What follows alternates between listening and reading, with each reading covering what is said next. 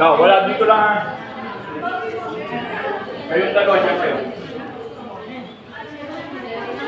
Kayong dalawa. Alipin na, alipin na. Lumayo ko kayo dyan. Yan yung dalawa tagapagtulog. Ayan, alip dyan. Lipat ka doon. Dito ako sa kami na nalang ng kabang yan.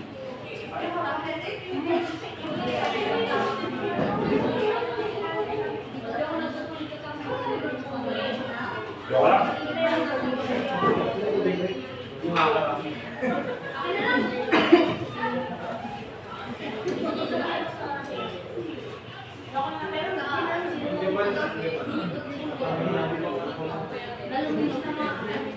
Yung Bible nyo, papasa na.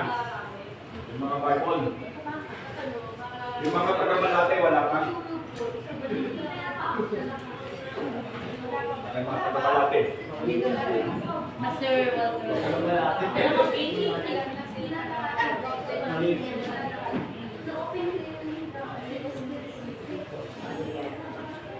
Okay, mo ba sa iyo?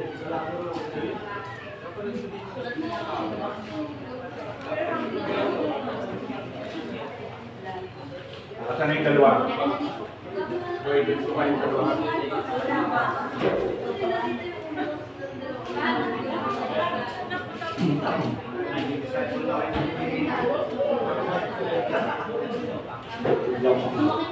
Tatagkagan sa mga.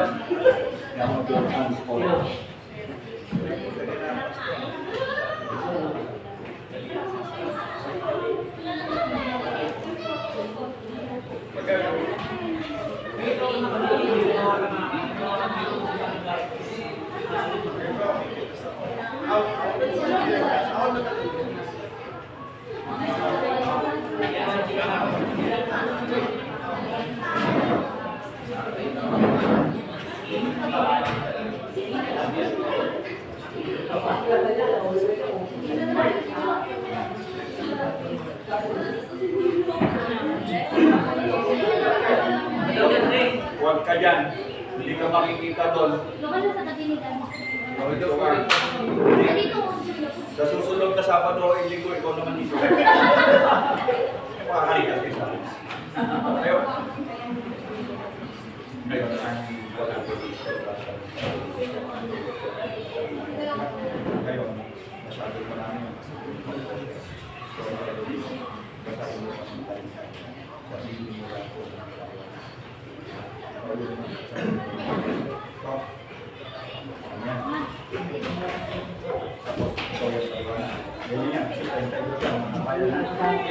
Kasi meron naman akong naintindihan ito sa talingagan.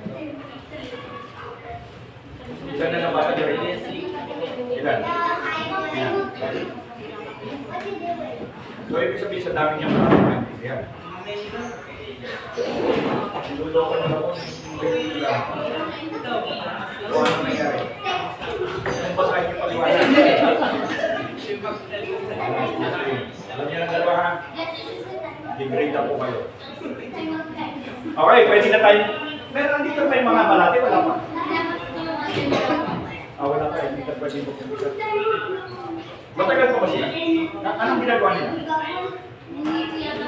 May saglit. Sige, sige. Wait, kantayin nga muna natin yung pasipan para muna natin. Medyo para yung ating song. Ikaw nyo na lang dito. Wala yung laptop. Kapisado niyo ba? Kapisado niyo na ba yung pasipan? Na lyrics?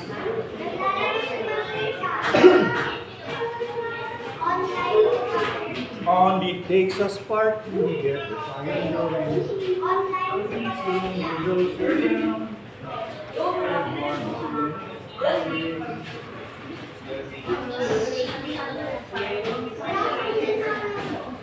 Once you experience this, really everyone.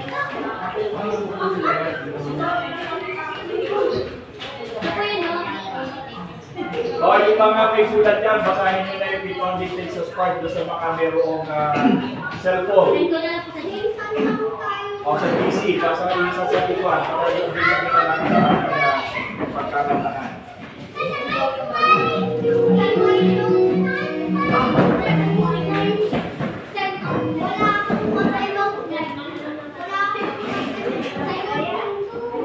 O yung mga nasa GC, papasok sa GC yung yung mga lyrics.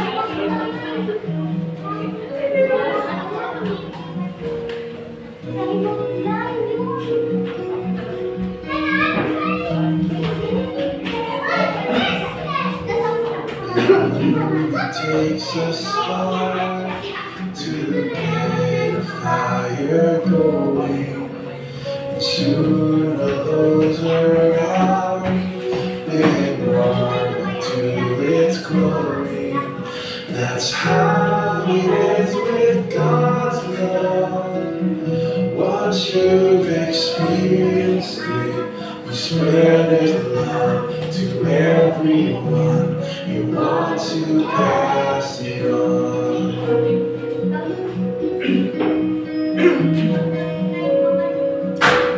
Pwede ba natin i-live ito? Wondrous time Pwede is i-live ito natin. when all the trees are budding. Ay, yung account ko. Ay, wala pa. To see the flowers start their blooming. Yung nag-asay. That's how it is with God's love.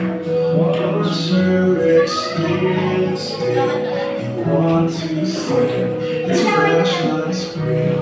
You want to pass it on. Dito na lang kayo.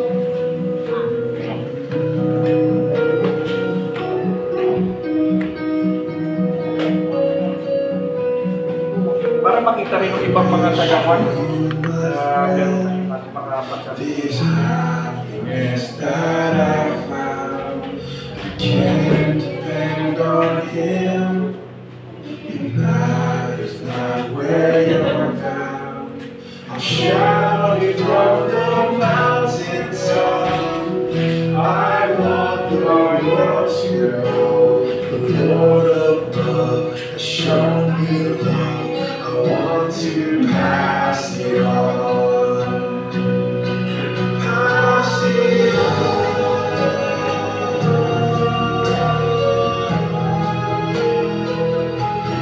Pass it on. Pass it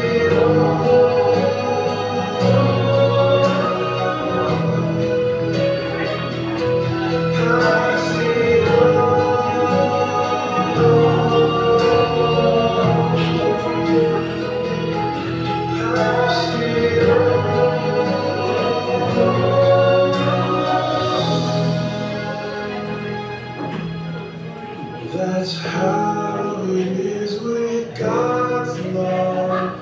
Once you've experienced it, you spread His love to everyone. You want to pass it on.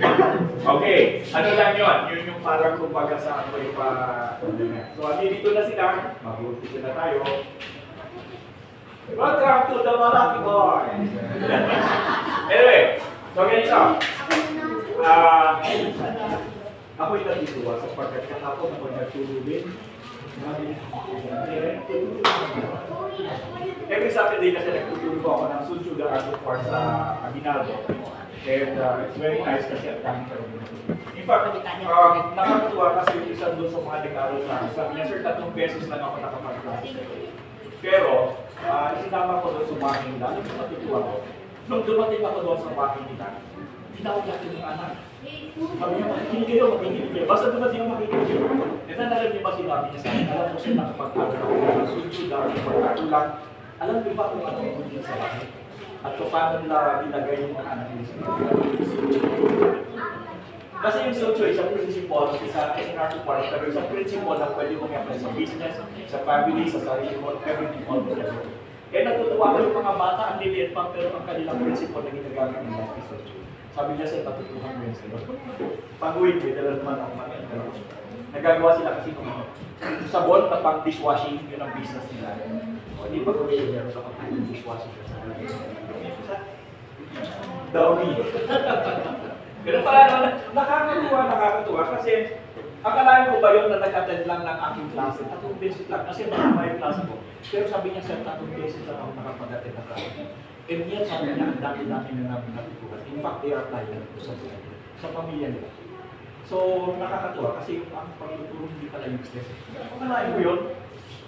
Pamilya na yun. Pamilya na yung effect ng turo yung ginagawa mo. So, tinuturo pala niya sa pamilya. Which is very good. So, ibig sabihin, hindi pa nasayang yung pagtuturo na ginagawa natin. Ipapatulad nito. I hope na yung klase na ginagawa natin dito ay I believe na ito yung makakatulong kasi nga lagi na yung types like this yung buhay natin ngayon. Ang hirap-hirap. Ano? Ang hirap ng buhay natin ngayon because kapag lumabas na dito ng simbahan ito, iba na ang buhay. Iba ang atmosphere, everything will be different. Dito masaya tayo, comfort tayo dito kasi isa yung paniniwala natin. Tapos magkakakilala tayo, tapos affection system. But the moment you go there, hanggang sa Lunes, hanggang Sabado, gosh, ibang buhay. And it is very good because we have a haven that every Sunday we could come together.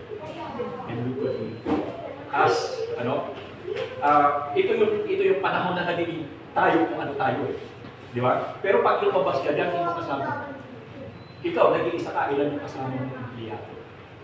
So parang tawag sa mga you're like a pelican in the desert. Ano yung pelican in the desert? Pelican supposed to be in the sea, but when you put a pelican in the desert, wrong environment. And oftentimes we are always in a wrong environment. The moment you go out there, you will be in a very, very different environment. And it's good that once a week, we could be together. Ito yung haven natin. Kasi dito, pag nagkantaan tayo, nakakapagsisgaw. Nalalabon mo lahat yung isang linggo na nandun na hindi ipon mo na hindi mo matabi-sabi pagdating mo sa simbahan. Then you can release. So, nakakapag-recharge ka. And it is a good thing. Hindi lang tayo nag-recharge, but at the same time, we are learning. Di ba? And ito yung natututuhan natin, it becomes the fuel. Not only the fuel of our spirit, but also, ito yung nagiging parang stronghold, nagiging tumatayo na. Kumbaga sa yung bahay ng may bagyo, may tukod. And dito yung ginagawa ng pag-aaral natin. Tinutukuran tayo. The moment nakakapay tayo rito, remember yung pinag-aaralan natin, yun yung tutukod sa atin, so we will not fall. So very, very important that we learn the Word of God. No? So ngayon, hindi lang naman ako matututo kasi everybody will learn. Saka itong dalawa to, ito sa larin. Ayaw, tayo. Alam mo kayo sa Kristan ngayon. Sa Kristan ako eh. Okay, so let's sing again yung kanina introduction lang yung kitang ko natin. Let's sing it again. And then, Pastor, pwede mag-pray. Sorry, mag-pray ka. Okay, yung muna pakantahin muna natin yung anong tawag yan? Ha? Pakantahin muna natin yung speaker. Imunod na lang tayo doon sa speaker. Dali.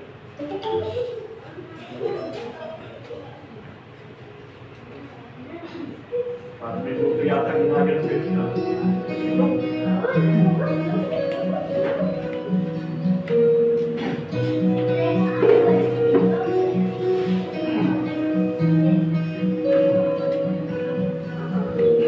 It only takes a spark to get a fire going, and soon all those around will warm up till it's glowing. That's how it is with God's love. Once you've experienced it, you spread His love to everyone. You want to pass it on.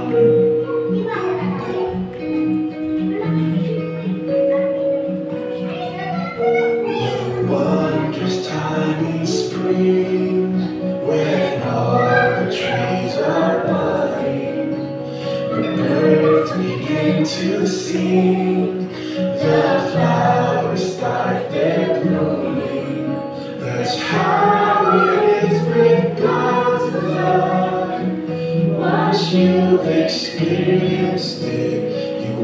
to sing, it's fresh like spring. You want to pass it on.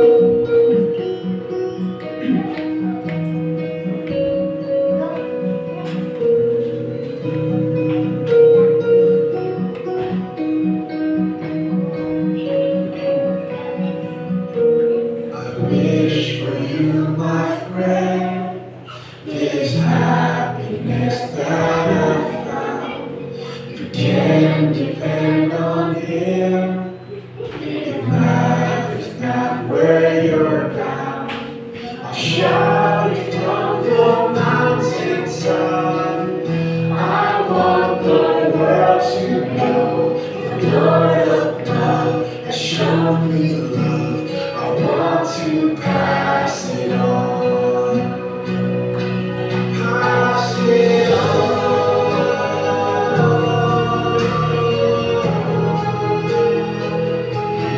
Pass it on. Pass it on.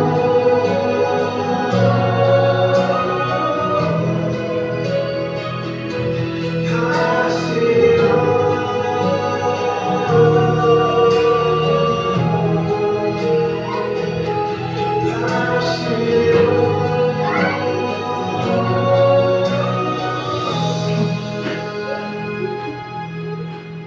That's how it is with God's love.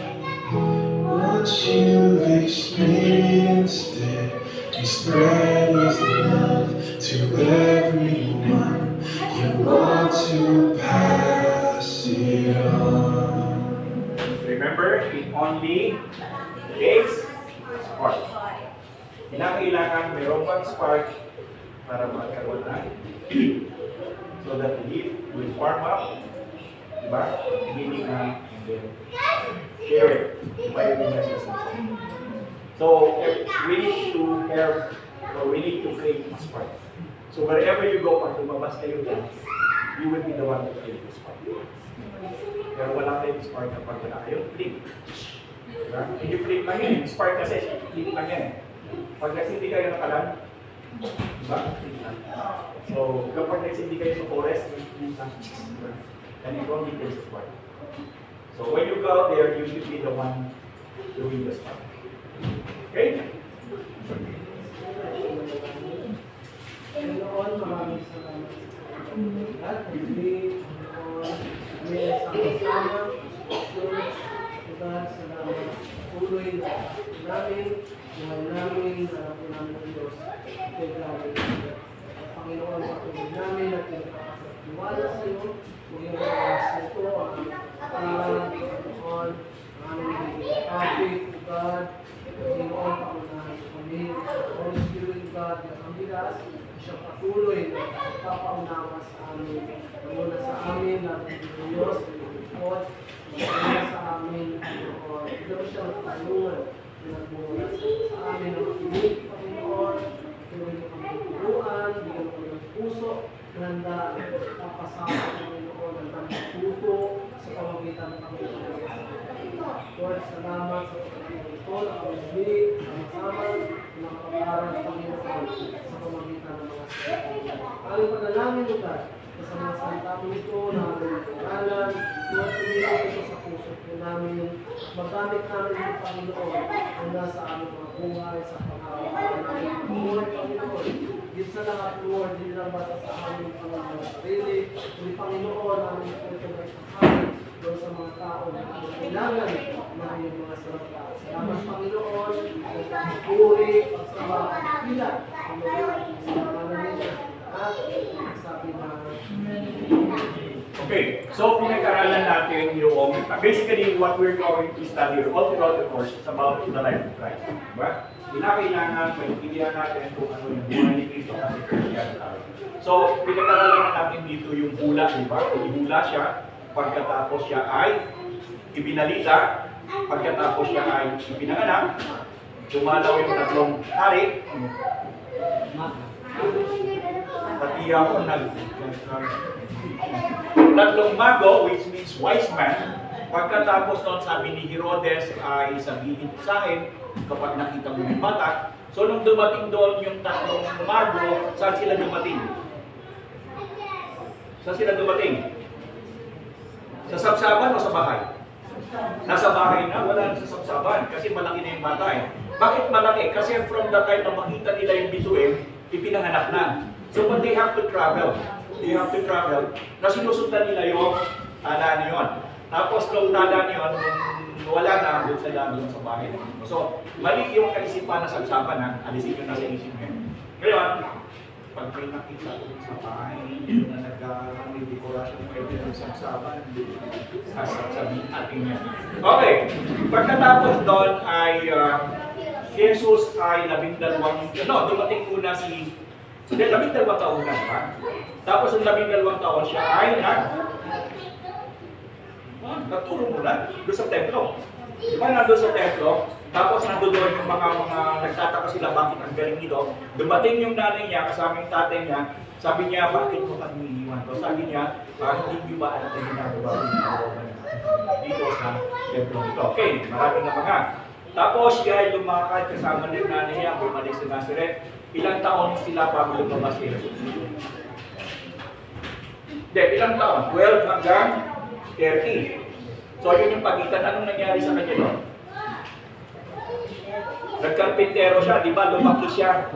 Katulong ng kanya ama. Pero bago siya doon, age na 12, merong tinatawag na bar mitzvah na kung saan ang bata sa kaugalian ng mga Hudyo hanggang sa ngayon ay pinipresenta sa karamihan at doon nagpupusang magbasa ng Torah o ng first 5 book of Moses, yun yung binabasa. Kasi required sa kanila yung babae ang tawag ay bar mitzvah, sa lalaki, bar mitzvah. Okay, pagkatapos ng 30 taon na, lumabas si Jesus, anong nangyari sa kanya? Tika muna, layo na agad to. Lumabas na siya, di ba? Lumabas na. Kasi tapos na yung 30 taon. Bakit 30 taon? Bakit 30 taon?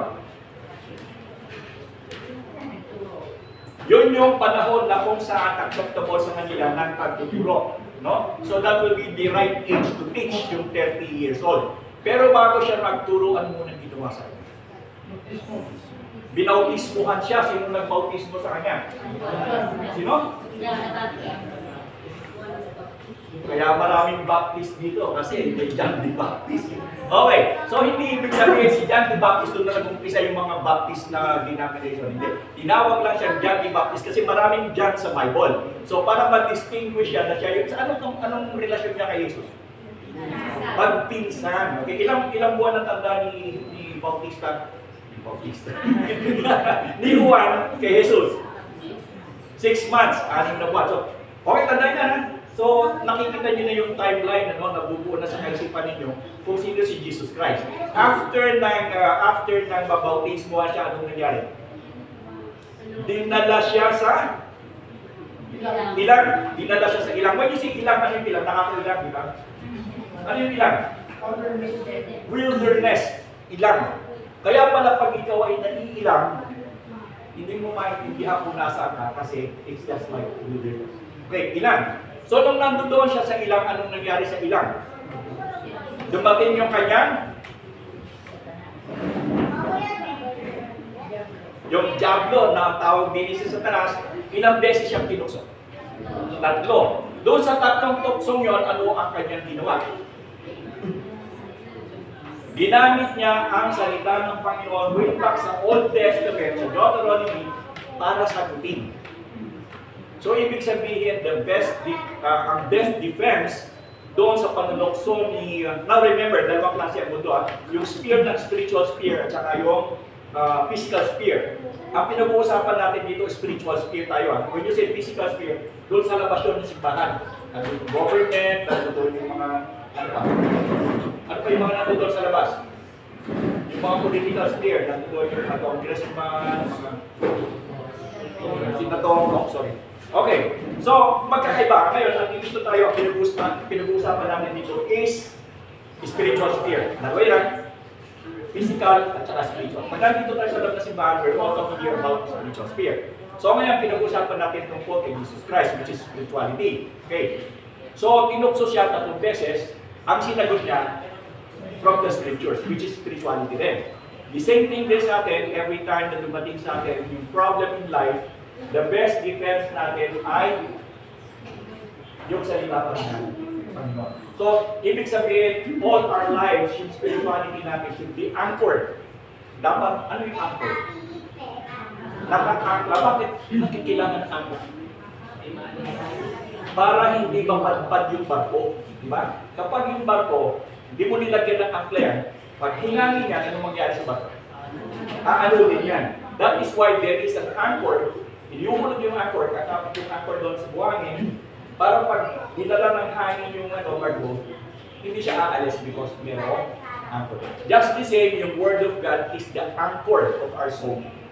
So, importante, now ang question dito, gano'n kalaki yung anchor ko? Ang laki ng barko, tapos ganyan nakalaki yung anchor. Diba? So, hindi na maliit yung iyong barko o maliit yung baka mo na malaki yung anchor mo because the bigger the anchor, the safer your boat. So, the same here, the bigger your understanding from with the Word of God, mas matibay yung spirituality mo. Diba? So, there is an importance for us to have a very big anchor. And that anchor should be naka-anchor to sa Word of God, doon kay Jesus Christ. Okay? So, ganun yun. So, after that, pinag-aralan natin yung mga babae. Kaysa, ano mo na? Pinag-aralan muna natin yung mga kaaway. O, di ba yung kaaway? Sino yung mga kaaway? Pharisee, Sadduceo, Escriba. Okay. Tapos, pinag-aralan din natin si Poncio Pilato, di ba? Bakit daw si Poncio Pilato nagugas ng kamay? Bakit nagugas ng kamay? Ha? Dahil nanagilip ang kanyang asawa na si Claudia, o ano pa pangalan ni Claudia? Meron pa sa pangalan niya eh. Ang pangalan niya is di-research namin sa Google. Okay. So, si Claudia, mas madaling tandaan.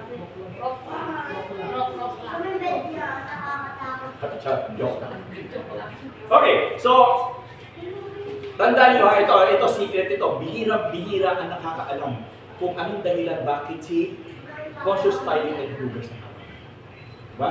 The reason why Pontius Pilate washed his hand because nasabi nung kanyang asawa na si Claudia, huwag mong kakatulan ang tao niya sapagkat ang tao niya ay walang kasalanan. Therefore, he washed his hand. Otherwise, kung hinatulan niya yun, wala niyang kasalanan, then the blood of that guy will be nasa kanya. So, he washed his hand. So, sabi ni Pontius Pilate, hindi ba hudyo kayo? O, di dalhin niyo doon sa Cornino. So, nagugas siya. It's because of asawa niya ay nanaginip na sinabi ng Panginoon. Wala rin nangyari na hatulad din. Nakaligtas doon kay Poncio Pilato. Hindi ba nakaligtas doon sa mga Hudyo, di ba? Natulad din siya. So, pero kung sinabi ni Poncio Pilato na wag mo na, wala na, pakawalan niya na. Di ba sinabi niya, meron dalawang, na-discuss natin si Barabas. Di ba? Sabi, na-discuss ba natin yun? Napakawalan yung mamili kayo kasi ng pakakawalan. Tapos ang pinili nila si Barabas instead of Barabas. Di ba? Sa halip na si Jesus Christ ang piliin kasi talagang ano to, masama ito, but what the people did was to choose Barabas instead of Jesus Christ. So talagang na-pin down si Jesus Christ, talagang pinalo siya. But what do you think? Ito. Sa palagay ninyo kung hindi hinatulan at pinakawalan ni Pontius Pilate si Jesus Christ, ano nangyari? Kung pinakawalan si Jesus Christ, ano nangyari?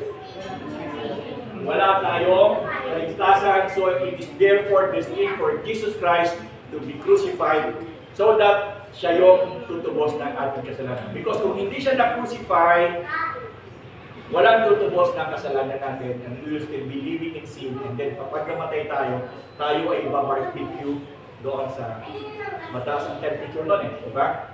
Tapos may pang asopre, diba? Sabi nyo may mga asopre pa, sabi pang ingredients doon tayo lulutuin.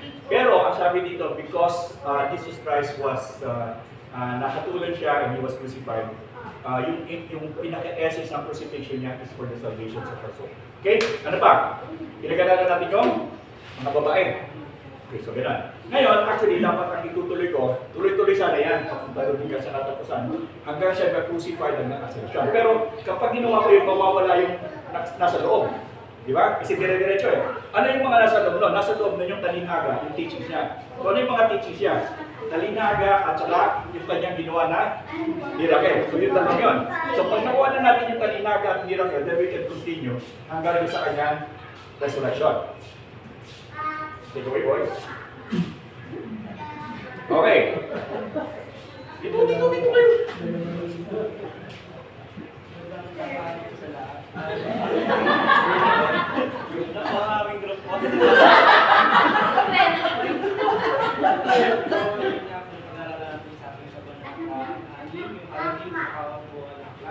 Yun po yung bigay po dito at dalawang kalinhaga. Ilan ang talinaga? Meron daw 32 kalinhaga na nasulat doon sa buong aklat ng Ebanghelyo. When you say Ebanghelyo, anong ibig sabihin ng Ebanghelyo? Yun yung mabuting balita. When you say mabuting balita, ito yung buhay at kamatayan ng Panginoon. Yung ibig sabihin ng Ebanghelyo. And during the time of Jesus Christ, when He was preaching and He was teaching, nagbigay siya ng ilang talinaga ba? O 32 tanda yun. Kulang ng isa para sa 33. Di ba? 32 yon, kulang ng isa para sa 33. Pero pag nilagyan mo naman ng dalawa, sobra naman yon. Tama na yung 32. Huwag na natin dagdagan. Okay, sige. Bila, bata. Yung una po kalinhaga, yung alam natin yung parable. Ano yun? Sober. Tama ba naman si Jote? Sober. Yung ang kalinhaga ng mga then dun sa talata, may 1, may 5 pong, may 6 pong talata dito. Baliw namin po Di natin. ba, like ko, saan ka nakatingin? Yung angkas ng Mateo. Huwag na basahin, basta ibigay nyo lang yan kasi mahaba yan. Kunin nyo lang, lista nyo lang. Lista lang po natin. Yung Mateo, talata,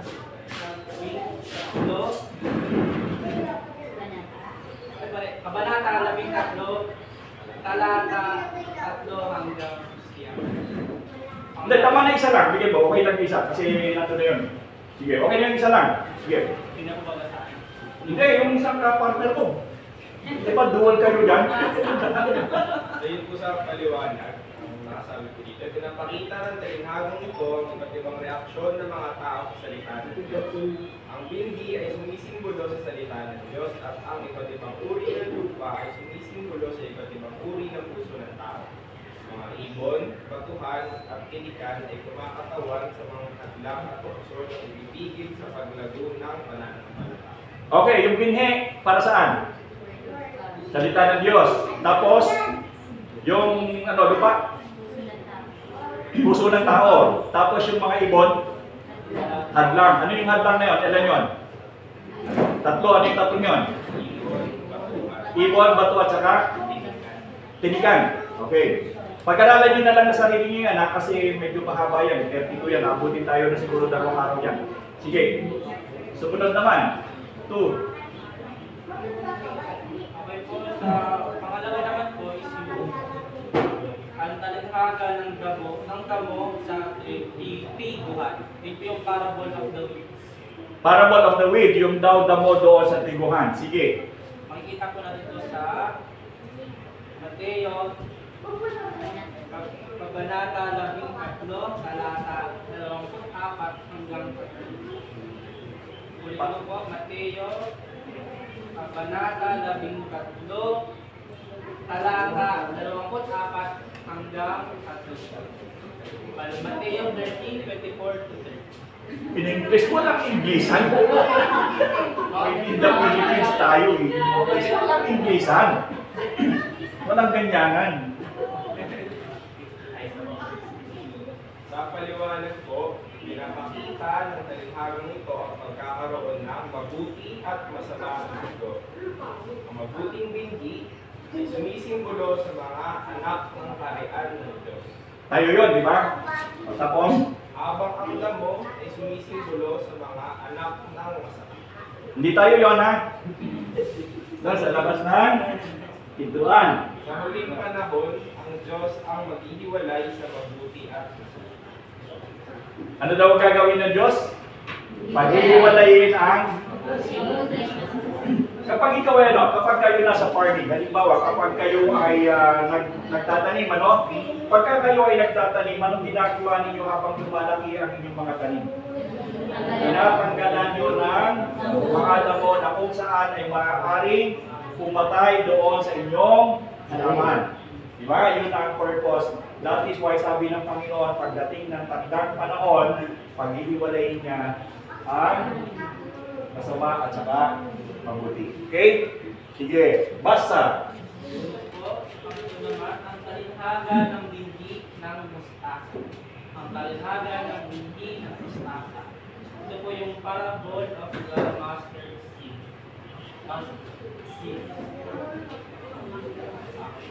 Ang kita ko lang po, hindi ko lang po siya sa aklat ng Mateo, 13, talata 31 hanggang 32. Mateo, Kabanata 13, talata 31 hanggang 32. Sige, pag-uusap ka. Kapaliwanag po, pinapakita ng talinhagang ito kung paano lumalago ang kaharian ng Diyos mula sa maliit na simula patungo sa isang dakilang bagay. Ang binhi ng mustasa na pinakamaliit sa lahat ng binhi ay nagiging isang malaking puno katulad ng paglago ng kaharian ng Diyos. Okay, toto. Nasaan ang kaharian ng Diyos? Nasaan ang kaharian ng Diyos? Ito sa puso natin.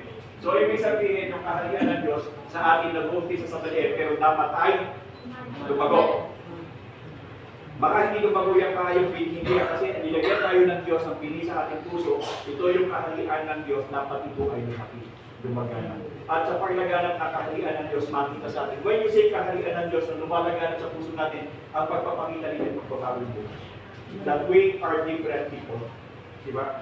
Kasi pag tinignan tayo ng mga Tagalimas, ang tawag ng iba din, kaibayo. Kaibayo. Pag nakita nila yung puso natin nila, mabuhay, wow! Bakit? Nakita nila ang kaharian ng Diyos. Baka naman ngayon pagka nakita nila yung puso mo yung pagpupula, hindi nabuhay yung bini sa atin. Okay? Apat po, ang talinhaga ng lebadura. Ang talinhaga ng lebadura. Tagalog po. L-E-B-A-D-U-R-A. Ito po yung parable of the yeast. Ano yung yeast? Ano yung lebadura? Pampalsa. Ha? Pampaansa. Dito na tayo balik. Sino dito sa inyo ang punong-puno ng lebadura?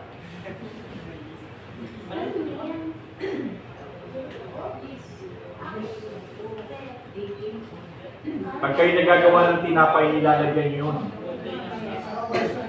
Pero yung kinakain ng mga taga-Middle East, normal, tinapay na walang skyflakes. Sige, basa. Talata. Sa aklat ng Mateo, 13, talata 33. Mateo, 13, talata 33. Maliwanag. Basa. Sa paliwanag, pinapakita ng talinhagang ito kung paano lumalago ang kaharian ng Diyos mula sa maliit na simula patungo sa isang dakilang bagay. Ang maliit na lebadura ay nagpapalaki ng buong masa ng kaina, katulad ng paglago ng kaharian ng Diyos. Okay, yung lebadura kasi, yung seed niya, napakaliit lang yan, is just like a mustard seed, And that's the same doon sa mustard seed, lumalago yung doon sa kaharian natin. The same thing yung lebadura, napakaliit, pero ito kayang magpaalsa ng mga. So, that's the same, Jesus Christ was talking about yung kingdom of God should always be lumalago sa atin. Ang pinapakita kasi dito ng Panginoon is always the transformations of life. Kasi di ba, from nung nandulong kasi nung una, yung mga tao doon, ang alam lang nila is sabihin natin na hindi sila tunay na nakakakilala kung ano talaga yung katotohanan ng buhay. So ngayon, Jesus Christ was saying that there is an option or there is another situation where you can change your life. So panibagong sphere, di ba? from just being a physical, ito pa yung tataniman ka ngayon ng libadura, magbubunga ito na lang kasi yung akasa yan, but we're talking about the spirituality.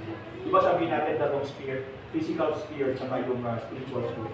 And Jesus Christ was talking about the spiritual sphere natin. So by taking that, sabi ni Jesus Christ, kapag tayo nananampalataya sa Kanya, that small seed in us will grow big. Now, again, bakit si Jesus Christ ay nagsasabi ng mga talinhaga?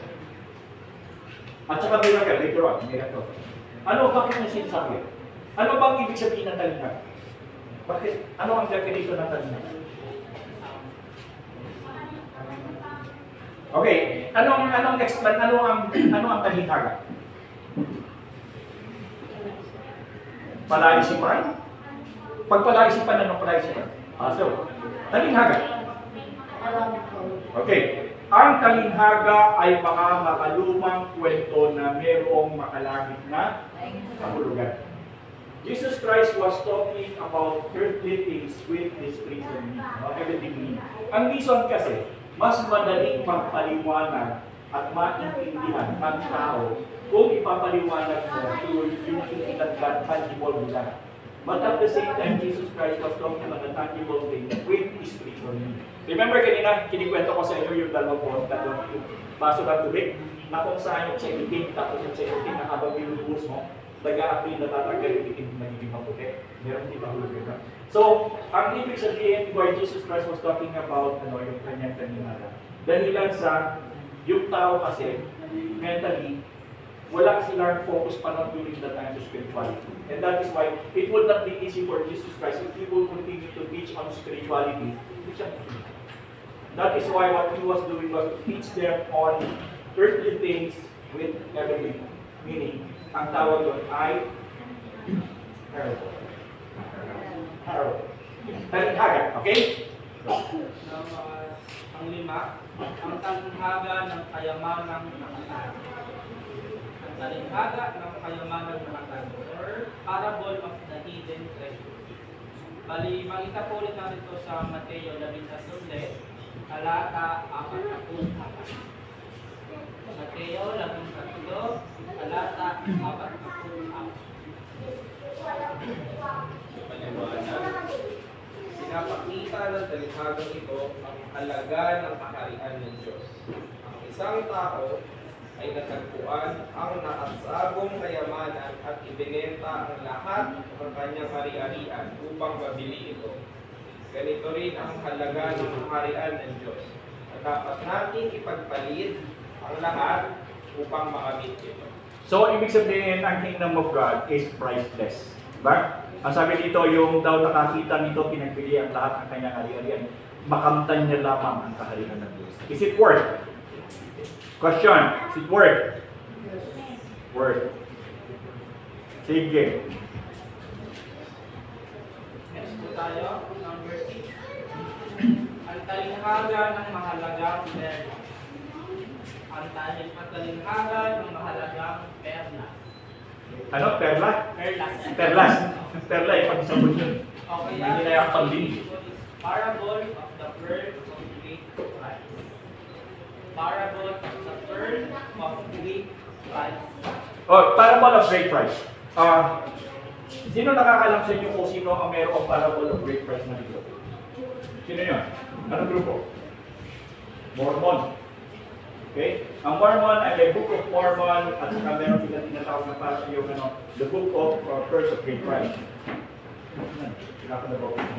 So, yun ang kwan. Pero actually, when you say pa yung Pearl of Great Price, kinuha din ito sa Bible. But Jesus Christ was talking of a pearl of great price different from the Book of Mormon. Kasi mga Mormons, meron silang mga pearl of great price. Okay?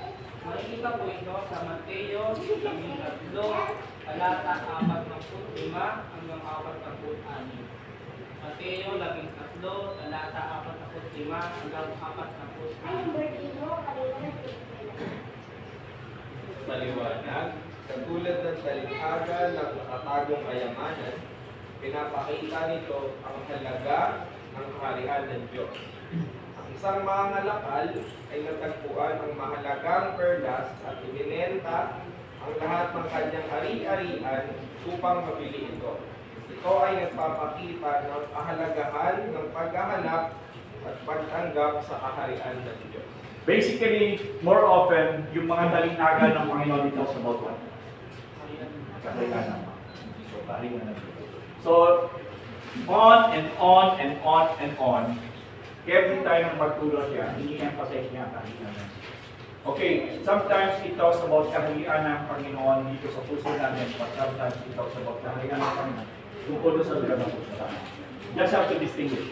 So, dalawa yan, yung kaharian ng Panginoon sa puso natin at yung kaharian ng lugar ng Panginoon na kung saan tayo pupunta.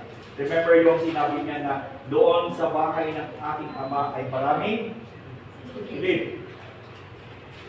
Kaya hindi ako nagtataka kasi kay Pastor Apollo Kiburing talagang hanapin siya eh. Kasi ang sabi niya, nakarating na daw siya doon eh. Nakita daw niya ang kanyang doorknob. Made of diamond. Buti pa siya. Ewan ko kaya pintukan. Hindi siya bakit. Anyway, so huwag kayo maniniwala doon sa mga sinasabi na gano'n na nakarating na kami doon, nakita namin yung bahay. Kasi maraming sasabi ganyan na narating na namin ika yung inihandang dahanan namin. Kapatid na doon na Okay, hanggang hindi dumadating ang kapanahon na tayo kukunin ng Panginoon ng ating huling hinga, hindi naman natin kaya ibigay katulad ng ginawa ng Panginoon, di ba? Ang Panginoon lamang ang pwedeng magbigay ng kanyang hininga o alisin ng kanyang hininga. Tayo wala tayong karapatan at wala tayong kakayahan. Only God. But when the time comes, na kunin tayo ng Panginoon, alisin na yung hininga sa atin, ang sabi ng Panginoon, meron tayong lugar na pupuntahan. And He's talking about kaharian dito at saka yung kaharian doon. So there is a great assurance because for almost 3 years, Jesus Christ was talking about it. Kaya hindi naman siguro siya kulang ang kaisipan para pag-usapan niya ng pag-usapan na wala ng pag-usapan. Diba? So it must be true. And it is true. Okay? Number 7, ang talinghaga ng lambat. Ang talinghaga ng lambat or parable of the net. Ako ay makita ulit sa Mateo 13, talata 47 hanggang 50.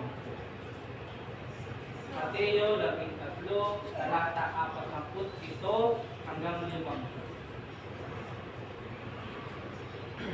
Paliwanag ko, pinapakita ng talinghagang ito ang paghihiwalay sa mabuti at masama sa huling panahon. Paghihiwalay na? Mabuti at masama.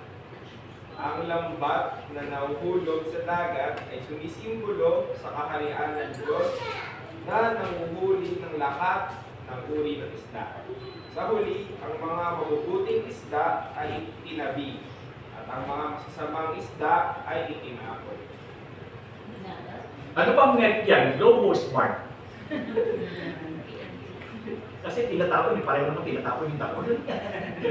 Okay, so yung daw talinghaga ng lambat ay, yung lambat ay, pag hinuli na ngayon, mahuhuli lahat ng isda, then there will be separation.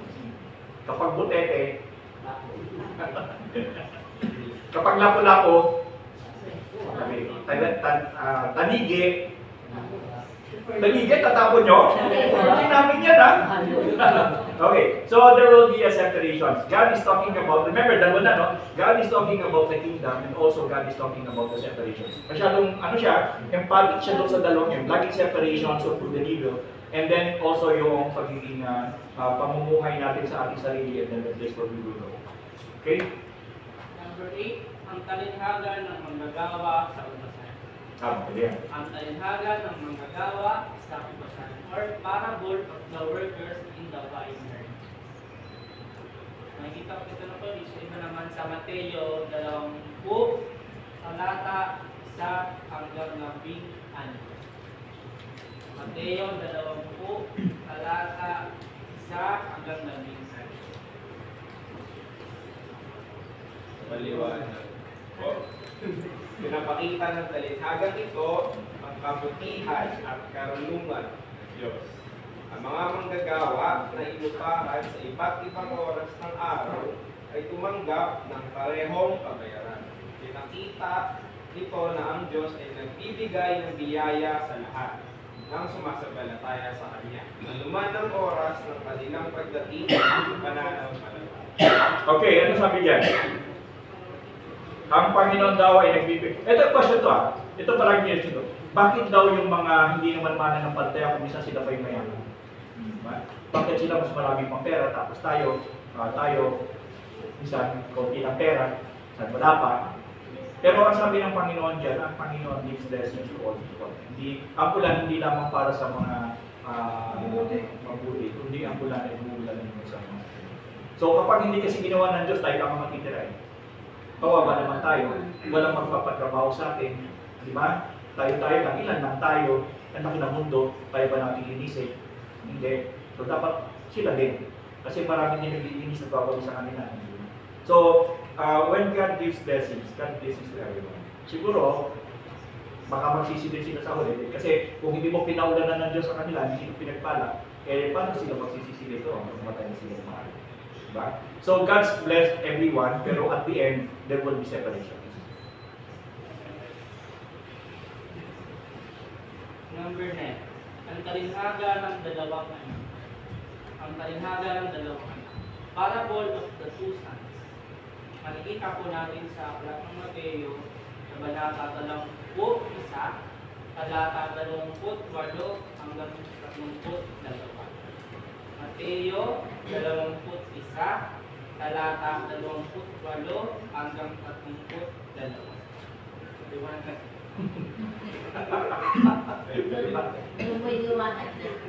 Yung sabi ko dito na pinapakita ng talinhagang ito ang kahalagahan ng pagsunod sa kalooban ng Diyos.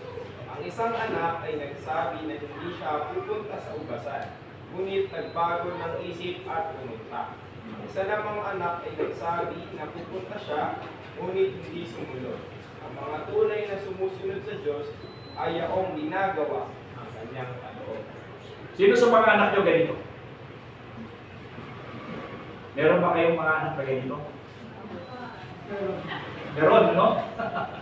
Kasi yung iba dyan, sasabihin ko, sige, gagawin ko yan, no? Pagkatapos, di mo ginawa. Yung isa naman, no, hindi ko gagawin ito. Miyang kita mo ginagawa niya. So, ang sabi ng Panginoon is, the Lord is, sabihin natin, mas matigaya ang Panginoon doon sa mga tao na willing to do job. Kung minsan, meron tayong apprehensions, you do not like it, sa mga pakiramdam mo, wala ka sa mood, tingnan at the end of the day, you still do it. Pero isa naman, nasa mood, okay, gagawin ko, tapos mamaya, lumagpas ng araw, Adam! Hindi na ginawa. So, once you say something na pinagawa kayo, sabi nga, di ba? Whatever you do, whether you drink or you do it all for the Lord. Di ba? So, ganun lang yan. Kunwari aayaw, pero pati yan ginagawa ka. Okay po, sa ang number 10. Ang talinhaga ng masasamang magsasaka. Ang talinhaga ng masasamang magsasaka.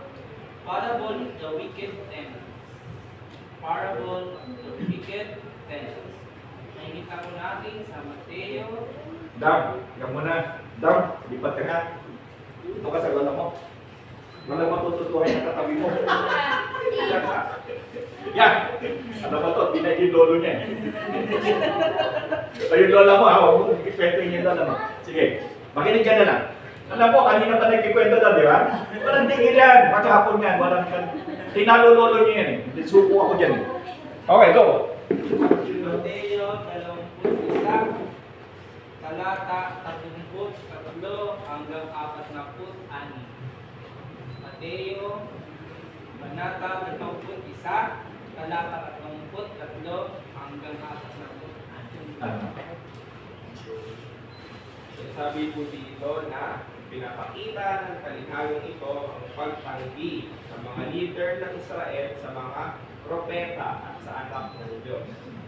Ang mga magsasaka na hindi nagbibigay ng bunga sa may-ari ng ubasan at pinatay ang kanyang anak ay sumisimbolo sa mga leader ng Israel na tumanggi kay Jesus. Okay, it talks about ano ang pinag-uusapan niya? Ano pinag-uusapan niya? Rejections, di ba? Sino ba nag-reject sa Panginoon? Oh, sana, hey, sana, sana, sana, oh. Sana, hey, sana, oh, sana. Saan yun? Triumphal entry. Di ba? Doon sa triumphal entry, ang dami nila doon, di ba? Nilalagyan pa siya ng mga dahon doon, yung triumphal entry. The same people who went there and saying, Hosanna, Hosanna to the highest, they were also the same people who said, crucify him. Yes. We're same people. That is why, sige, magpalaspas na kayo. Di ba? Araw ng palaspas, those people na may palaspas, they were the same people who said to Jesus Christ, crucify him. And ilan? 86 million Filipinos are doing the palaspas, which means these people were the same people who said, crucify Jesus Christ. Sino? Balik kayo sa Roman Catholic. Every Lenten season, ang ginagawa na? Palaspas, di ba? Palaspas. Not knowing na yung kanilang ginagawang yon, akala nila maganda, and yet, hindi maganda. Because those palaspas were the symbol of people who cried, Jesus Christ, crucified. So pag nakakita kayo na nagpapalaspas, yun yung nagsasabi na, crucify Jesus Christ. Hindi nila alam yun. Pero yun ang katotohanan ng study room. Ano ba? Number 11. Ang kalinhaga ng kasalanan ng anak ng hari. Ang kalinhaga ng kasalanan ng anak ng hari. Parable of the wedding. Sorry po. Anong gagawin dito? Nagkamali? Ano? Nagkamali? Anong gagawin sa nagkamali? Kasalan. Kasalanan. Ipa ko yan. Kaya po wedding. Tama po pronunciation. Ano kasalan o kasalan? Kasalan. Sorry po. Ang kalinhaga ng kasalan ng anak ng hari. Parable of the wedding banquet. O, di kasalan yan, hindi kasalanan. Kasalan. Sa Mateo 22, talata 1 hanggang 14. Mateo 22, 1 hanggang 14. Pag ayusin mo bata. Ayusin mo. Sa maliwanag po, pinapakita ng talinhagang ito ang paanyaya ng Diyos sa kaharian ng langit. Maraming mga inimbitahan ang tumanggi, kaya inimbitahan ang mga nasa lansangan. Ang isang tao na walang damit pangkasal ay itinapon sa labas, na nagpapakita ng kahalagahan ng pagtanggap at paghahanda para sa kaharian ng Diyos. Okay, once you go evangelism, pag lumabas kayo para maaral sa salita, do you think everybody will accept? Mag-invite kayo para, hey, everybody come on in here, dahil we would like you to come with us so that we will go to heaven. Do you think people will come with you? Bihirang-bihira. So wag na kayong ma-prostrate. And do not expect too much. Do not expect too much when you are preaching the Word of God or when you are sharing the Word of God. Kasi yung binibenta ninyo hindi magandang paninda para sa kanila yan. Kasi you're teaching or you're selling good stuff, sanay sila sa ayan? Sanay sila sa white powdery substance. Kaya ayaw nila niyang tinuturo mo na ganyan. So, the Bible is very clear on the teaching of Jesus Christ na it is not really easy to get people to come to Him. Huwag na kayong umasa na, mag-evangelize. There's nothing wrong of evangelism. Trabaho natin yan, mandate natin yan. But do not be frustrated when people whom you are expecting to receive Christ, tapos hindi ginawa. Do not be frustrated because nakita nyo naman sa scriptures. Even on the illustrations of Jesus Christ, nangyayari pa rin. Okay? So huwag kayong mapoprostrate. Kasama sa ano yan. Kasama sa pagiging Kristiyano yan. Number 12, ang kalinhaga ng 10 dalaga. Ang kalinhaga ng 10 dalaga. Parable of the 10 virgins. Sa talata, aklat ng Mateo, kabanata 25, Ayusin mo yan, ha? talata 1 hanggang 11. Okay. Mateo 25, talata 1 hanggang 11. Paliwanag po, pinapakita. Paliwanag saan yan?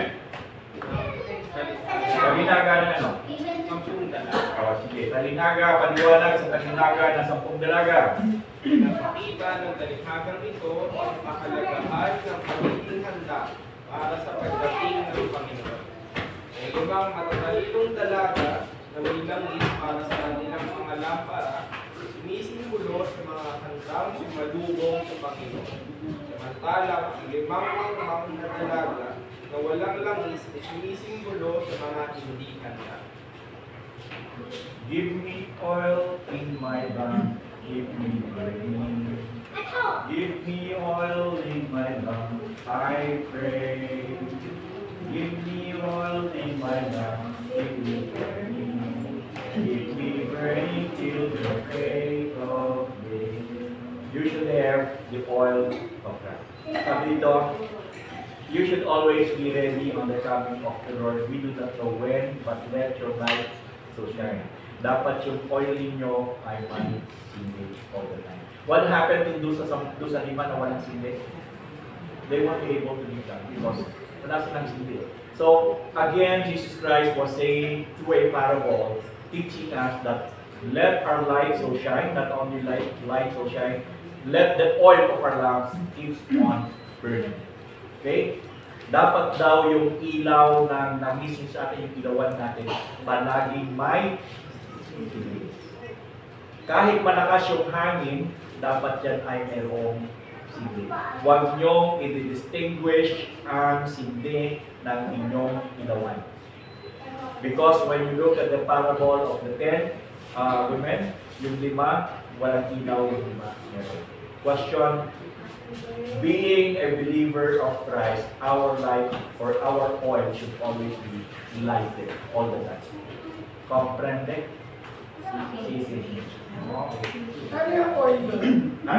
Ano yung oil? Di ba yung light is always, the lamp is always, a lamp unto my,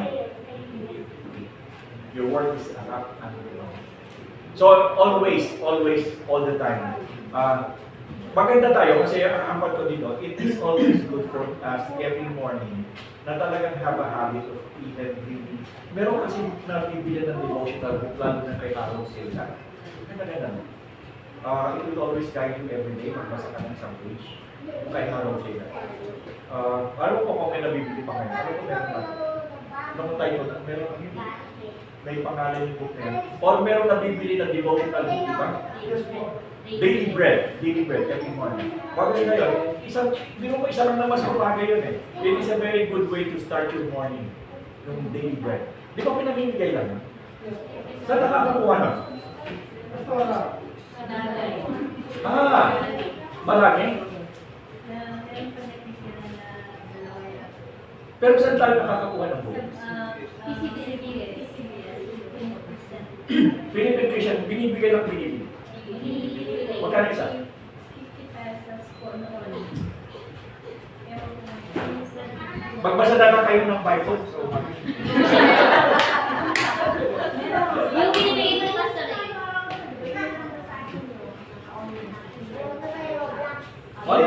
Madami to sa scriptures. But it is very good. It is always good to have something in the morning that when you wake up, after that, before you do anything else, maganda yung may word of God. Parang may ilaw ka kagad sa umaga. Okay? Meron po ako kung gusto nyo share ko sa inyo.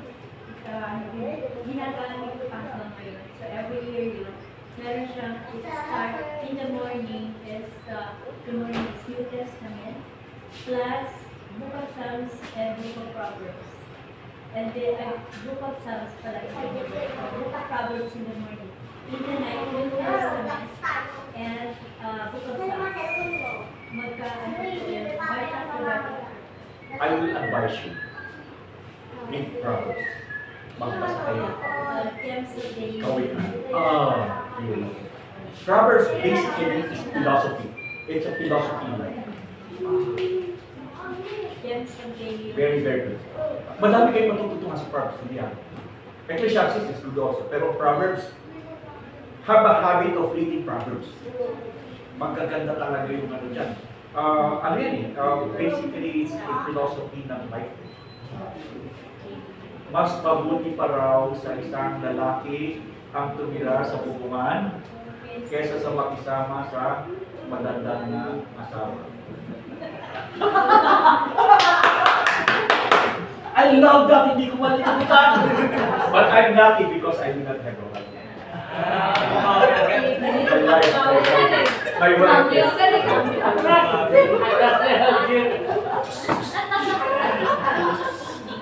Hindi na wala na.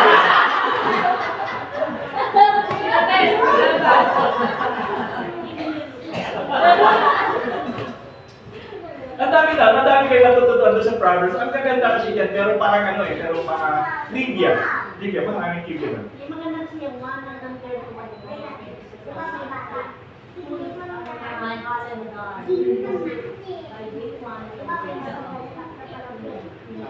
Walang monthly, ay 1, 2, 3, 4. Yung Psalms kasi basically sa David song yun eh. So kung minsan ma-miss ka doon kasi hindi yung manilas. But the Proverbs pala is basically, it's just a philosophy ba yan. Walang kinalaman sa lahat yun eh. Philosophy. Very good. Sa gabi is Psalms praising God, which is your nice. You spoil the rod and you spoil the child. Di ba? Spoil the rod and you spoil the child. It's a problem. And yet, bawal na yun yun. Yung pamalo. Bawal na yung spoil the child, spoil the rod and you spoil the child. Kasi, yun ang tinuturo. You really have to put the rod on the child. Pero ngayon, bawal. Otherwise, pahuli ka sa police. So, but that is not illegal. Kasi, naranasan ko kasi yan kung anong lecha siyang palo eh. Pagka-uno hanggang nagis, kaya-kaya ko yan. Pero pag simula ng awal siya, hanggang at kayo na masyado ng marami. Totoo yun, kasi ito maleta ko. Kung anong lecha siyang palo. Ganun ako panotin yung maleta ko.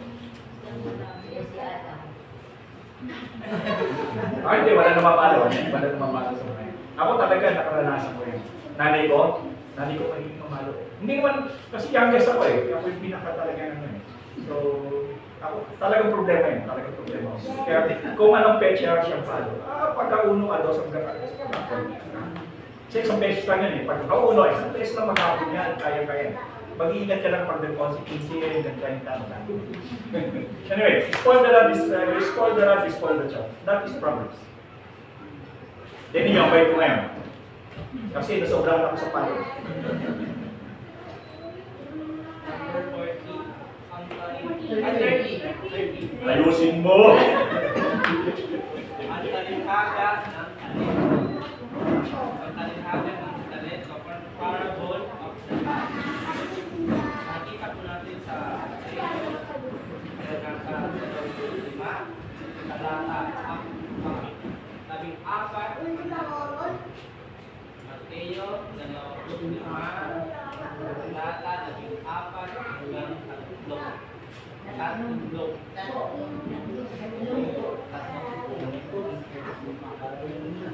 Para walang sa talent. Paliwanag mo sa talihhaga ng talento.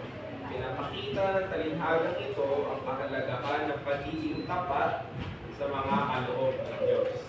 Ang mga alipin na ginamit ang kanilang mga talento at pinalago, ito ay pinuri ng kanilang amo. Samantalang ang alipin na nagtago ng kanyang talento ay pinarusahan. Pinapakita nito na dapat nating gamitin ang ating mga kaloob para sa kaluwalhatian ng Diyos. Lahat tayo ay mayroong talent, hindi kayo naman. Walang exception niya. Probably, yung iba, sabihin natin, kitang-kita kung isa niya namang iba ay hindi. But the thing is, ang sabi ng Panginoon dito, huwag mo yung mga talent na ibigay sa ng Panginoon, use it. Diba? Gamitin ang talento na ibigay ng Panginoon na sa atin para ito sa kanyang kaluwalhatian. Kaya itong dalawang dito, talagang pinupupo. Ay, mayos kayo dalawa, pero paupupo ka dyan, paupupo sa'yo. So, yung talent, you have to develop, di ba? Dapat i-develop yung talent. Huwag daw natin itago. Dahil kapag tinago natin yung talento natin, pinagkatiwalaan tayo ng Panginoon, and yet you're not doing it, then sabi ko, it is not something that will glorify God. Hindi in-intent or hindi intention ng Panginoon na bigyan ka para baliwalain mo lang. Di ba? So you have to nurture, you have to nourish all the gifts that God has given you. Ayusin mo yung pagpalo mo ron, ha? Sabi ko sa'yo, tok, tok, tok, tok, dadagdagan mo. Okay, so, lahat tayo may talent. Lahat tayo may talent. Walang sinabi dito na may talent dito. And we have to cultivate the talent that we have. Diba? Important yun. And ito yung simbahan na nakita ko na everyone is doing the talent. I've been to many churches. I mean, except doon sa simbahan na Pirello. Talagang ganun talaga. And this church is not, I'm not saying, I'm not joking. Itong simbahan na ito is everyone is doing. Walang hindi na nagtatrabaho sa simbahan. But we go to other church. Kami doon. But in church na. Ano pinipinag? Yan, trabaho doon. If you want to develop it, na yung talent mo na alam mo, then it would be somebody from the world. Transferable concept. Sayang. Kinakailangan yung buhay mo, what you are doing the discipleship. Kasi in-transfer mo yung buhay mo sa and that is the thing that Jesus Christ did, especially why did Jesus Christ do the miracles? Bakit ginawa niya ang miracles? Pag-aralan natin later on. But ngayon, anong oras na?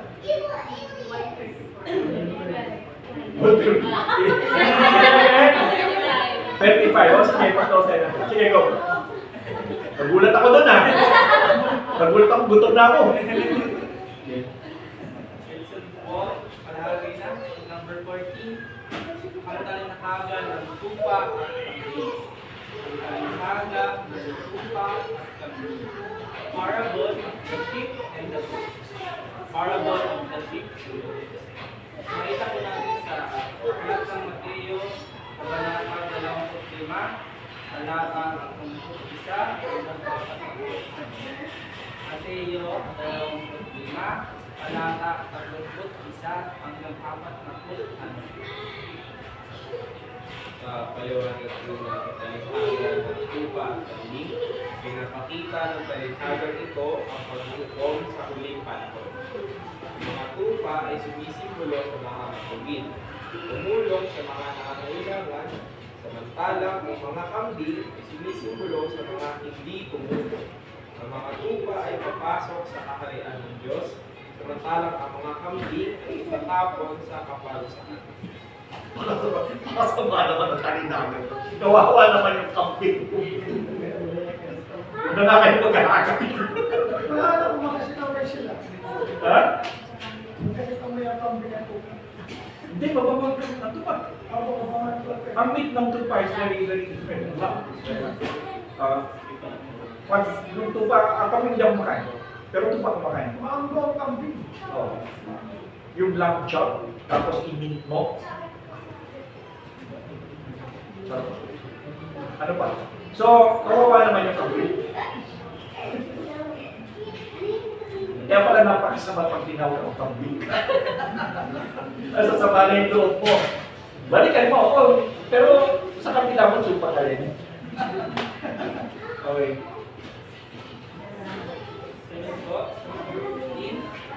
Ang talinhaga ng maghahasik ng binti. Ang talinhaga ng maghahasik ng binti.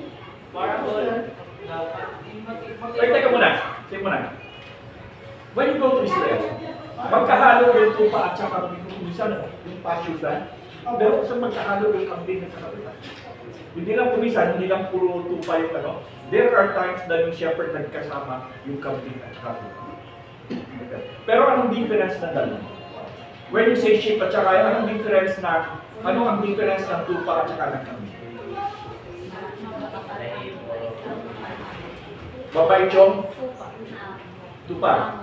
Yung kambing, tsaka yung kambing kahit anong kinakain niya. Matakaw. Yung tupa, hindi. Kinakain niya talaga is like yung mga kawalang grass lang. At saka ang difference niya yung tupa tanan. Ano siya, ulaw siya.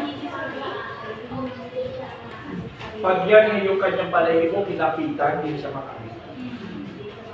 Pero yung tupa, yung kambing na yun. So, yun ang difference nila. That is why in the separations, God is saying that yung tupa para sa Panginoon, yung kambing para daw sa hindi sa Panginoon. And fortunately, the church is always considered to be on the safe side. Unless gusto mo pumunta ka sa kapila. Pero dito tayo sa kapila. I think hindi natin nag-usap pa. Wala. Pero pareho sila na-moves, ano? Sabihin tayo ng po kailangan tayo sa Kristo na kung wala sa Kristo, Ang kagandahan pa niyan, ang tupa kasi, alam niya kung anong boses ng kanyang pinunimpan. Hindi mo siya pwedeng isway. Kaya ang ginagawa ng araw, para manakaw nila ang mga tupa, yung mga magnanakaw, ginagaya nila yung boses ng pastor. The moment na makarinig yung pastor yung tupa ng konting-konting difference, magkakakuhan na tataka siya. Pag narinig nila na ang tawag is different from the tone ng pastor niya. Ganun yan. Pag hindi pareho, tatakbo sila. Maging lalaya siya. Kasi alam nila na they were engaged. Kaya yung pagka kayo, pag narinig ninyo, makinig dito sa pulpito, at iba-iba, baka mamaya magkandalugos na kayo yan. Tapos hindi nyo alam na disguise lang pala ako. Ako pala yun. Okay. Kasi ito yung number 1 na space, talinagan ng mga aksi, parang sa solo. Yung number 15 lang po, ang talinagan ng maghahasik ng BP. Parable of the broad. Okay, sabi ko Bagi kasi ito, may naman sa Marcos 4, Marcos 4, Malaka 26 hanggang 20. Parang pinapalo sa akin kita sa pagbabasa. Sige, tanggapin mo yung parang sa akin. Malaka 26 hanggang 20. Marcos 4:6 to 29. Maliwanag po sa talinagan ng pag-asik. Pinapakita ng talinagang ito ang paglago ng kaharian ng Diyos na hindi nakikita ng tao. Ang mag-asik ay nagtanim ng binhi at ang binhi ay lumago sa sarili nitong paraan. Pinapakita nito na ang Diyos ang nagpapalago ng kanyang kaharian. So, ito problem ito. Most of the time, ito ang error ito ng simbahan. And I hope this church will not go into this. Ang nangyayari kasi doon, kung minsan nagkakaroon ng animosity sa doon ng simbahan. Kasi, remember that this is a spiritual sphere, no? Spiritual spirit. Pero yung iba, pinapasok dito sa spiritual spirit, kapag ipinasok na ng miyembro ng simbahan, yung kanyang sarili, o kaya kanyang pananaw ng physical sa spiritual na pamilya, diba? Nagkakaroon. Diba? So never ever put yourself into a physical aspect ng simbahan because remember that this is not a physical aspect, this is a spiritual aspect. So wag kang gusto mong isisingit mo yung sarili mo in a physical, yung baka mabubuhay ng panlabas, ipapasok mo sa loob ng simbahan. Hindi mag-aaral. You will be destroying the church or magkakaroon ng animosity. So always remember that when Jesus Christ was teaching, remember dito, every time you are here in the church, everything here is spiritual. Walang physical aspect dito when we talk about church or community natin. So, walang puwang dito ang anything na physical. Kung physical ang pag-uusapan natin, sa labas na spiritual. But inside the church, this is the church. This is a body of Christ and nothing should outside na papasok dito. Kasi pag ginawa niyo yun, you will destroy it. Ngayon, ang sinasabi din dito sa katuruan natin na kapag sa body of the church is eating, then we have always to go. Ayaw maniwala, then let the disciplinary measures come up. But it does not necessarily mean when you discipline a member of the church outside the church. The reason kung bakit siya wala doon is because we fight to dominate the church. But the church people should always go and force him to come back. Ganun tayo, hindi tayo magtatamol ng tao. Minsan talagang nagkakaroon ng healing, kinakailangan. Kasi parang yan, parang puno ng kamatis kapag yung isa nagulok. Huwag naman sabihin na napunta talaga yung tingnan. Tingnan natin baka masasangage pa. Di ba? So ganun yun. Kinakailangan i-preserve ang spirituality mo. So huwag papasukan ng mga hindi na gusto. Very cheap sabi ng pamilya. Number 16. Wala din talinhaga ng tagabantay. Ang talinhaga ng tagabantay. Parable of the doorkeeper. Parable of the doorkeeper. Ang isa po natin sa Aklat ng Marcos, Kabanata 13, talata 34 hanggang 37. Aklat ng Marcos, Kabanata 13, talata 34 hanggang 37.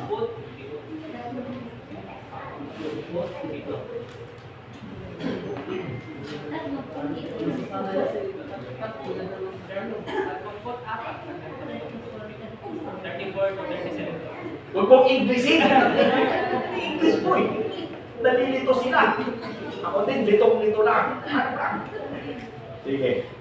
Yung paliwanag po sa talinhaga ng tagabantay, pinapakita ng talinhagang ito ang kahalagahan ng pagiging mapagbantay at handa sa pagbabalik ng Panginoon. Ang tagabantay na laging gising at handa ay sumisimbolo sa mga tapat na naghihintay sa pagbabalik ni Jesus. Okay. Naniniwala ba kayo doon sa sinabi ng Panginoon siya muling babalik? Sinabi niya, hindi lang alam natin kung kailan. But Jesus Christ will come like a thief in the night. Ngayon, yung pagnanakaw, hindi pa magsasabi siya kung kailan siya darating. So, ang sinasabi diyan, you keep your oil laging ilaw, and then wait patiently for the coming of the Lord. Definitely, the Lord will come. Hindi lang natin alam, makapauna tayo mamatay or dumating siya bago tayo mamatay.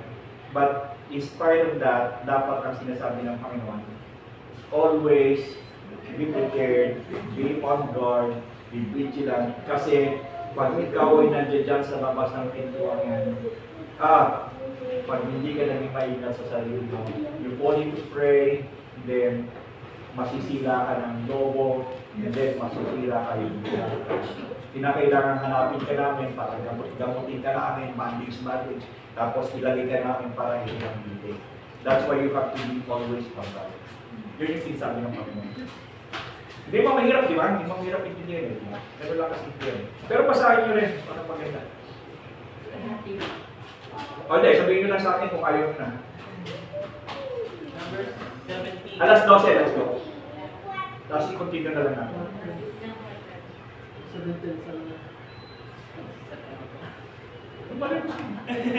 Number 17.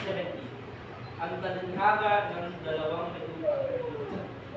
Dalawang ano? Dalawang may utang? Ang talinhaga ng dalawang may utang.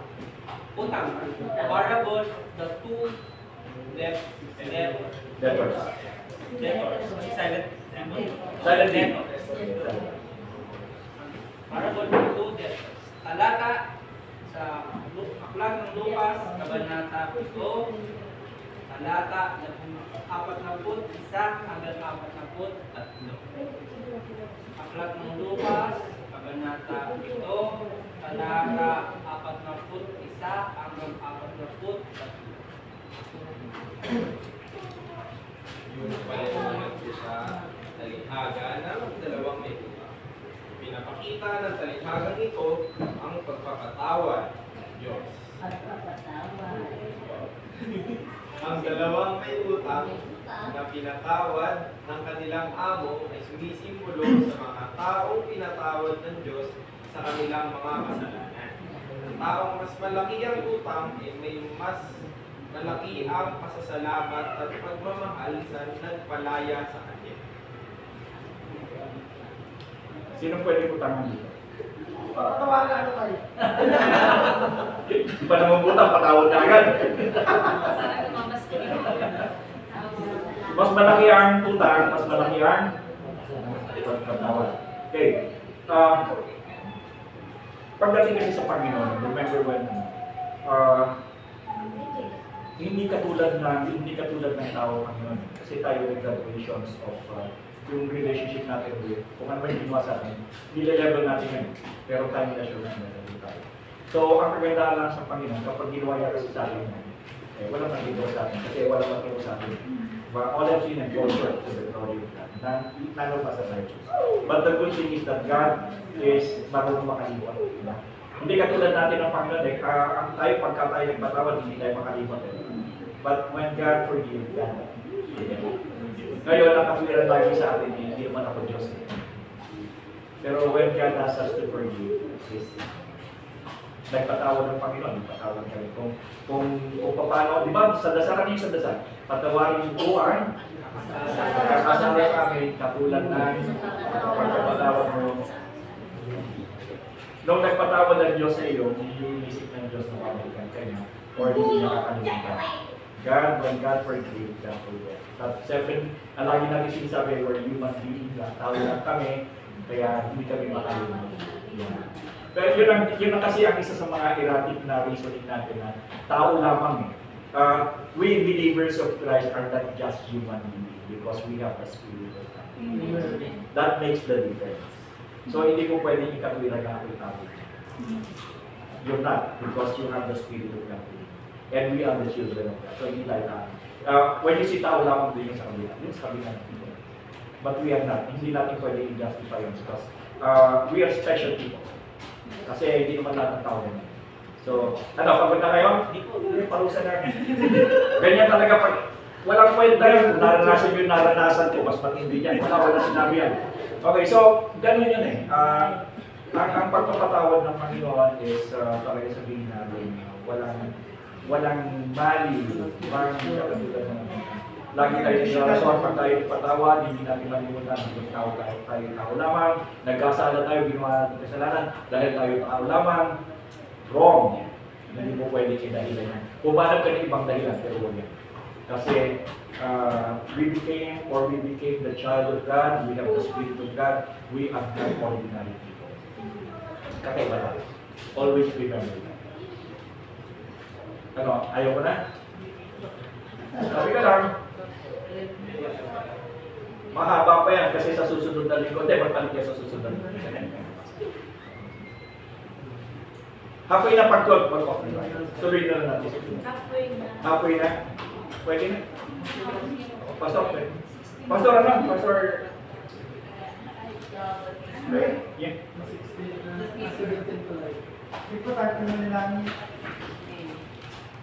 Salamat sa Panginoon Lord, wisdom. Yes Lord, kami ang nasa langit. Nakilat makapangyarihan sila. Gusto po kong nagpapasalamat sa mga oras na ito, Lord. Muli, Panginoon, bibigyan mo kami, Lord, ng kaliwanagan sa iyo mga sa iyo. Lord, salamat sa buhay ni Tatay Abner, Edad at Ipes, at ang bawat sa aming Panginoon. Salamat nga po namin naman, Lord God, na patuloy po na lumago kami, Lord God, sa knowledge na meron sa iyo, Panginoon sa Kristo. At Lord God, magamit namin ito, Panginoon, sa pang-araw-araw namin buhay. Salamat po, Lord, po namin pinagkakatwala. At patuloy po, Diyos, na lumago pa kami, Panginoon, sa bawat araw. Binamang mo, Lord God, ng desires, Panginoon, na patuloy na silisigin ang iyong mga salita. Sa pang-aming panalangin naman, sa pangalan ng aming Panginoon sa Kristo, ang lahat ng magsabi ko. Amen.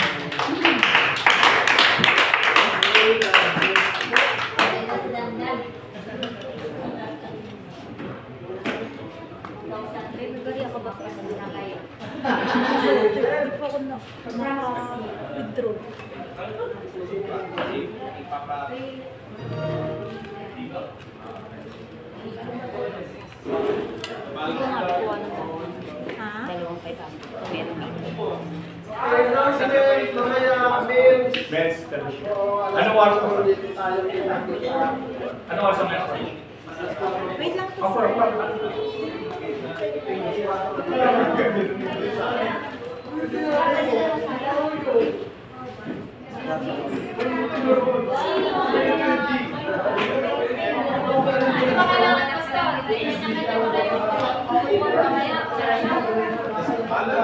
Mamaya